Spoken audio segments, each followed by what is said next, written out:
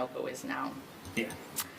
It was like right. Good evening. It is 7 o'clock, and I'd like to call a meeting to order. We'll start with a Pledge of Allegiance.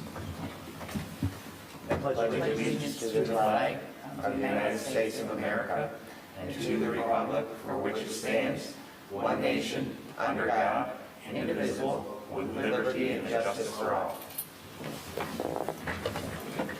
Good evening. I'll have the clerk please call the roll. Supervisor Fountain, Here. Clerk Chopu, here. Treasurer Horning. Here. Trustee Germain. Here. Trustee McMullen. Here. Trustee O'Connell. Here. Trustee Petrucci. Here. Thank you. Item number 4 is approval of our agenda. So move. Support. Motion by Trustee O'Connell, second by Trustee Petrucci. Any discussion? Being none, all those in favor say aye. Aye. Those opposed, nay. Motion carries. There's nobody here this evening for call to the public. We will move on to item number 6, which is the approval of our consent agenda. So moved. Support. Motion by Treasurer Horny, second by Clerk Shofu. Any discussion on our consent agenda? Being none, all those in favor say aye. Aye. Those opposed, nay. Motion carries. We have 3 items tonight on new business. The first one is our 2021 gravel road improvements. I'm going to turn this over to Bob West and talk about what opportunities there are with the county to do some improvements to our roads. Bob? Thank you, Supervisor Fountain. What you have before you this evening is the final act, I guess, of the Safer Road millage that was voter approved in 2014. This is a refurbishing. Generally that occurs, which we planned for between years 7 and 8 of our road millage plan. This adds a cap of aggregate in the 3 to 4 inches to the improved gravel road that we did at the beginning of the road millage.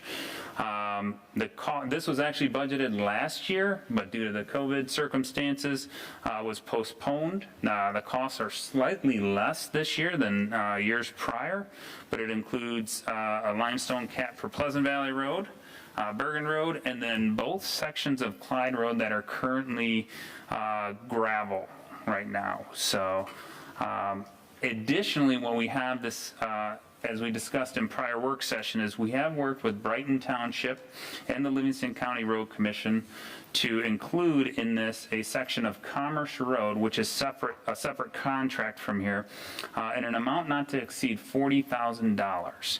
That is a 3-way split between the Livingston County Road Commission, Brighton Township, and Heartland Township. So seeking approval this evening, and we recommend approval of all 5 road projects as presented. Be more than happy to answer any questions on that. Bob, is there a need for 2 motions on this or 1 motion? Because the one you have in front of us is last year's. Was the 40,000 on Commerce a separate? Does it need to be a separate motion? It's all included. If you approve the 2021 gravel road improvements in the amount not to exceed $479,000, it includes Commerce Okay, Road. thank you. I have a question, just to refresh my mind, Bob. When we limestone a road, how long is that good for? I mean, I know that they have to maintenance it, but I mean, how long does that really last? Generally speaking, it really depends on the weight loads and the traffic volumes. A road like Pleasant Valley, which gets extremely high traffic volumes as well as weight loads, the limestone just basically breaks down over time. That one is probably one of the more broken down roads out of this list. But generally speaking, you can get anywhere from 7 to 9 years out of a limestone road when you initially redo it. Then it requires what we have here, which is the aggregate cap, if you will. And that's CAP. It's just like putting a cap on the existing road surface. And it just adds more aggregate that is not broken down. And they kind of blend it in So, and they'll clean up the ditches as well as part of this. All these include, when you see the limited drainage, that is essentially pulling the silt out of the drainage to make sure it still functions and restores functionality. No, the reason I ask that is because, man, I know that we need to do this, but I look at this as like putting a Band-Aid on it, and it's not going to heal it. And that's a lot of money. We're spending a lot of money to do that. And I'm just wondering, we still don't know what we can use the money for. It's coming from the government, correct? At this point in time, there's only been 3 clear-cut identifiers that are qualifying expenses, and that is water, sewer, and broadband internet. But you are correct. We don't know how extensive that will be at this point in time.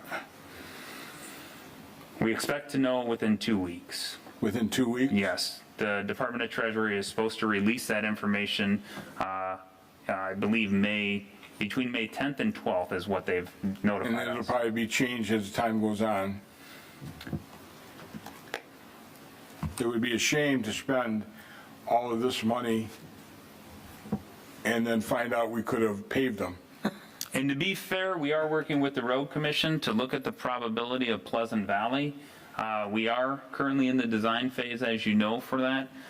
Most likely, that road, we would have a cost estimate probably in the next 24 months. If we get the cost estimate sooner, what I plan to do is bring that back before the board before we do this, and we could potentially say, hey, here's the opportunity, here's the time frame, we're working out the details. But I will tell you right now, Bergen Road, one of the biggest challenges we're going to have as far as if we look to pave that road is the number of easements. The new road commission road design standards, if you look at Hacker Road, it's super wide, much wider than the existing paved section of Bergen. So in order to pave and meet today's design standards, I believe we're in the neighborhood of over 40 easements that are required to pave Bergen. I'm not saying that that's means the project will not go. We have a lot of work still to do to obtain those easements. So Pleasant Valley would be more feasible. Pleasant Valley, I believe, has 2 easements, one of which they're in the process of getting. Additionally, Pleasant Valley, if it does get paved, will be a cost split 50-50 with the Livingston County Road Commission because the number of patrons that use it as to go through our township. It is not all Heartland residents. Okay. Other questions? Being none, I'll entertain a motion. I'll move to approve the proposed contracts for the 2021 gravel road improvements in an amount not to exceed $479,000 with the corresponding budget amendment as presented. I'll second. Motion by Shofu, second by Trustee O'Connell. Any other discussion? Being none, all those in favor say aye. Aye. Those opposed, nay. Motion carries. Thank you. Township park maintenance, Bob? Yes, thank you again.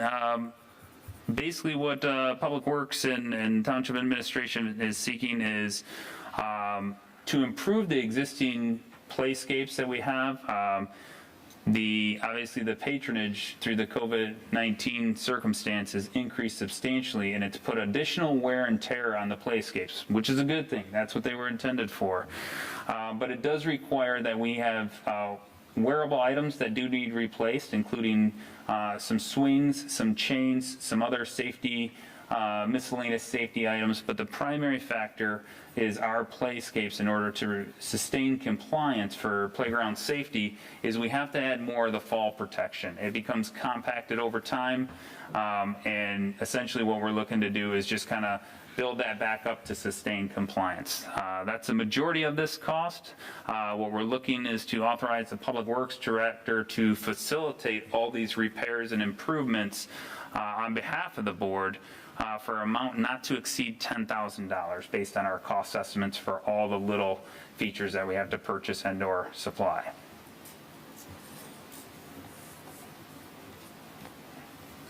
Thank you. Any questions from the board? I have a question on this one too. Yeah, go ahead. Some townships use rubber, and I know Osceola is all rubber that they pack in. Do they have to replace that all the time too, or is that a one-time thing? So the rubber will break down as well. Now, it doesn't break down as fast, but cost-wise, it's more cost-effective to do the playground 5-bar, which is think of a triple shredded mulch. This is a much better value. I'll phrase it that way. So yes, the rubber or recycled rubber does last a little bit longer, but it does need to be, you do need to add to it and remain compliant, so. And is this quality of safety the same? Between the rubber and, it's not any different because basically you're measuring an impact.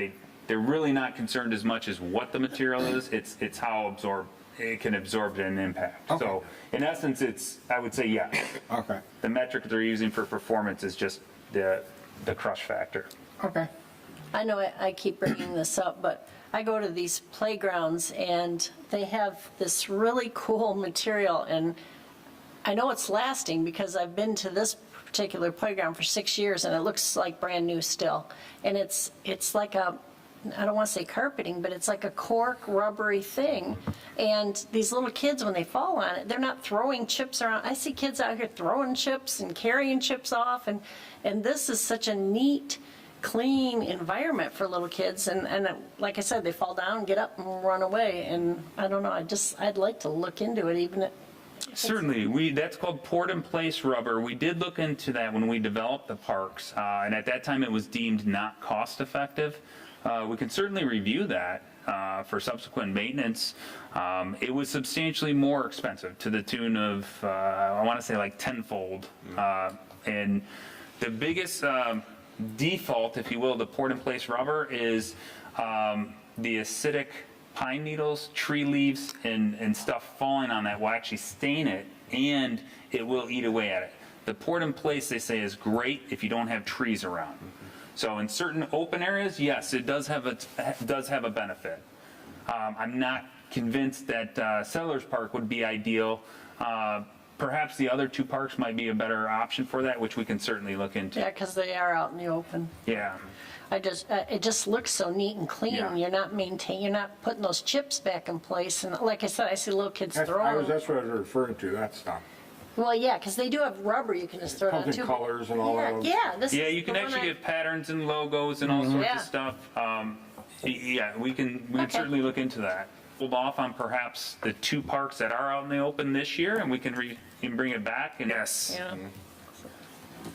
Are the parks inspected all the time as far as loose things, like, you got those big structures out Yes. there? Do we inspect them, or does the state inspect it, or county inspect it, or what? So Director Luce over here has a unique skill set that he brought from the city of Howell to review. We check for nests, wasp nests, bees nests. Those are primary concerns in all the little crevices and holes. And then we also check for chains and whatnot. And It's just me this year, but I have run into more ticks in the last 3 weeks than I have ever in my entire life. So I don't know if it would be just to put up a little sign that they are, Good. I don't know. Matt, you might know more about it. Is it just because of not a tough winter? I don't know the reason why, but I had our dogs in for just a routine checkup this afternoon, and that was the one thing the vet said, Yeah, that they're bad. the ticks are high population, and sure, watch your pets. Yeah, so. Same goes true for we'd kids. certainly do that. Maybe just put up a sign, Yes. just to, I don't know, just No, inspect your kids after they get home and, And There maybe are- set it on the website as well. yeah. If you're gonna out walking, make sure you check yourself Yeah, 'cause and your walking the children, your trails or dogs. anything. Yeah, right. we can certainly do that as just, we do have some bulletin boards out there where we have maps and whatnot, so we can certainly put something Okay. up there. Thank you. Thank you. Anything else for Township Parks maintenance? Yes, I have a question. I'm not opposed to what's proposed, but I'm just trying to get a better handle on where the money's coming from. Did we not allocate funds for park maintenance? Is this going to be in excess of that amount, or was it something we overlooked in a previous year? So we did budget for park maintenance like we do every year, and during our recent inspection, when we were starting to open the parks, we noticed that we didn't anticipate the 5R material being replaced this year. We thought we could get one more year out of it. The winter was not helpful to that, nor were all the patrons last year. Again, this is a good thing for those of you at home. I'm happy the parks are being used. That's what they're there for. So what we do is we have a contingency fund in the general fund, and I'm just seeking to pull this funding out of the contingency because it wasn't planned to this extent. It will still be supplemented. We can cover all the costs for, we believe, less than $10,000, but I also want to be prepared for any subsequent unexpected repairs that we normally would budget for. Okay, that's So- fine. Oh, I had a question on that same thing, because Springer Field's only like a year old, right? Yes. So that one probably doesn't need to be redone? Springer, we're gonna just drop a little bit more in there because you buy truckloads. You don't get a bit like bags of it. You're buying semi-truck or gravel train loads of it. We're gonna top off our others and just put extra in there. It's only gonna add to it. So it's not gonna hurt anything, whatever's left over to dump there. It's not gonna go to waste. Yes, my last question was, nowhere in this proposal does it indicate when the work might happen. Do you have a rough idea if we give approval? Well, yeah, we're gonna start with the repairs that we can get the equipment. The problem is if we go to get swings and they tell us the lead times, like a refrigerator or lumber or anything else, the costs are high and we can't get. We started to shop and it's varying. The other thing is a cooperative purchase on the wood chips. We're gonna all purchase at the same time to try and get the better price with neighboring communities. We anticipate within the next 30 to 40 days. That's our target, is to have this up and, You have to close the park to put them in? what we'll probably do is most likely pick it takes about an hour or so. So we'll just have our that's all? staff out there and they're gonna just truck them in with, skid steer bucket, and they just flip them over while people are raking them. Yeah, it'd be easier to do when the park's not frequented as much. We'll post notification prior to just say, hey, we're filling this up. Or we may just do it like in early morning before the standard patrons come there. I know the last time we did it, when we installed Springer, we just said, hey, can you start at 7 in the morning, and they were done by 8:30, I think, on that one. So before all the dew's still all on the swings and the kids aren't eager to go down the wet slide yet. So we try and time it right. That's the most fun.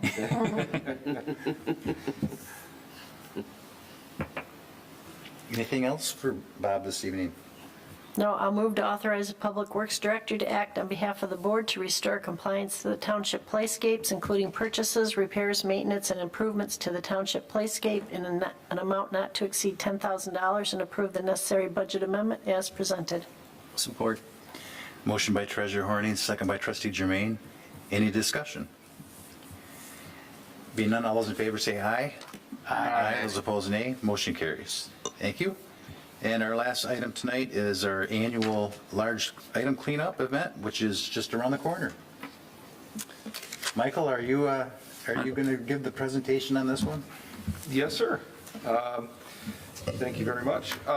So the large item cleanup day, as you have in front of you here, will be May 22nd from 9 a.m. to 1 p.m. Being that this is my first large item cleanup day, I'm kind of excited about it. It's a really cool thing that we do here. And held at the same spot as last year, the Heartland High School student parking lot, and is free for all Heartland residents. Tires, shredding or recycling of paper and disposal. We've worked with, Public Works has contacted all of the vendors from the last few years, previous years, and everything is set up and on course, ready to go. Do you guys have any questions for me? So I have a question, and I'm probably not the only person in Livingston or Heartland Township that has old paint cans with, a little bit in them, but is there ever could there ever be a time where we do something to that? And I know maybe it costs more, but if nobody takes the stuff and you're not supposed to throw it, what are you supposed to do with it? So, I'll jump on the paints there. Twofold, Livingston County does have the hazardous waste where they do take those. It does require an appointment on their days. The second thing is if it's your standard household latex paint, you can pop the can off. You can either fill it with kitty litter, sand, Or any of your home improvement stores now sell a powder in a little packet. It looks like the old-fashioned Kool-Aid packets, and you simply dump that powder in and stir it. And literally, as you're stirring it, within 30 seconds, it will become rock hard. From that point, with the top off, you can then dispose of it in your standard residential trash. Again, that's latex paint. Oil base can be, in certain circumstances, it has to be completely dry. The catch is when the truck crushes it, it cannot drip, because that's where that becomes an issue. So at this sort of event, the resources to check all that, potentially we could get there. The problem is, in order for us to take it, we would have to get a permit through the state for hazardous waste, which we could do, and it's something that we may look to in the future. We don't want to step on the toes of Livingston County's event. Is there any way, since we're doing this and it's a successful event anyway, to have the county participate with us to offer that? We could certainly And explore maybe that. in the future, hey, Heartland's going to have it. It's another location where we can, we could have a section of the parking lot for that type of thing that's Absolutely. more hazardous. I just think we've got a lot of people excited about doing this, and Absolutely.